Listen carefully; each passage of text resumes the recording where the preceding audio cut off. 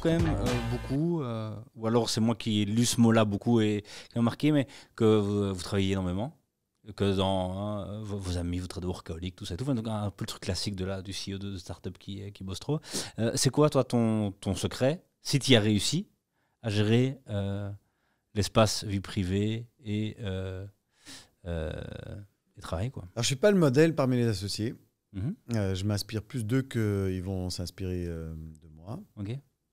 Avec le temps, tu dois apprendre à gérer cela. Ça n'a pas toujours été facile. Il y a 4-5 ans, j'ai eu des petits soucis, mais voilà. On apprend de ça et on en parle ouvertement. Ça aide de réfléchir qu'une entreprise est un marathon et pas un sprint. Ça aide de lire. Ça aide de se faire coacher. On voit des coachs. Je vois un coach. Ok. Parce que ça m'aide à prendre un peu de distance du quotidien qui est, oui, un peu effréné parce que c'est un monde dans lequel tout va vite et tout doit à chaque fois être réalisé pour demain. Donc, il faut savoir prendre un peu de distance de cela.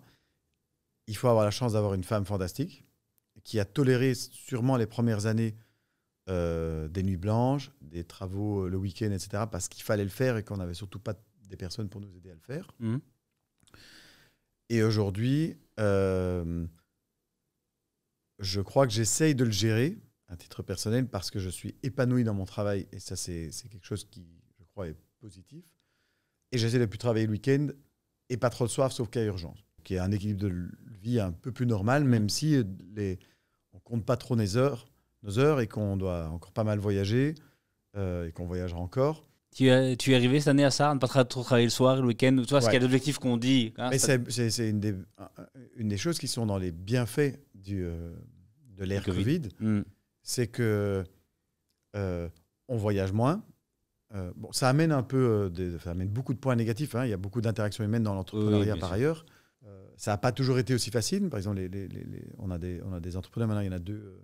Un qui vit au Maroc, l'autre à Paris. On les a très très peu vus. Ça nous manque réellement de ne pas avoir plus de moments de complicité vécus avec eux, sachant que ils risquent de convoler en nouvelles noces d'indépendance bientôt. Mais à titre personnel, sur l'équilibre vie professionnelle, etc., la manière dont on s'organise, on travaille énormément de manière asynchrone, on utilise beaucoup Slide, on prend beaucoup de notes sur les choses qui se passent pour plus faire de l'interaction et le real-time, pour être nous-mêmes, en fait, élèves du modèle remote. Ça va rester.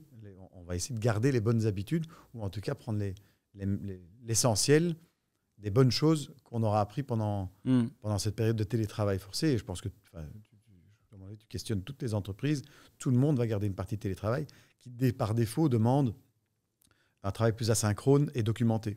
Ce qui est bon pour le cloud. On revient là-dessus. Ok, ça me fait ça. Ouais, ok, j'y arrive. Quand tu dis que tu vois un coach, c'est quoi? C'est un coach de.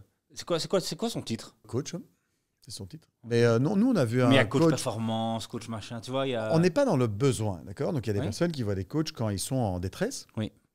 On n'est pas dans ce besoin-là.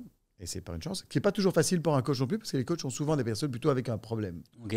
Mais par contre, on s'est dit, c'est bien parce qu'on est 4 individus, fort caractère, une belle aventure depuis 10 ans.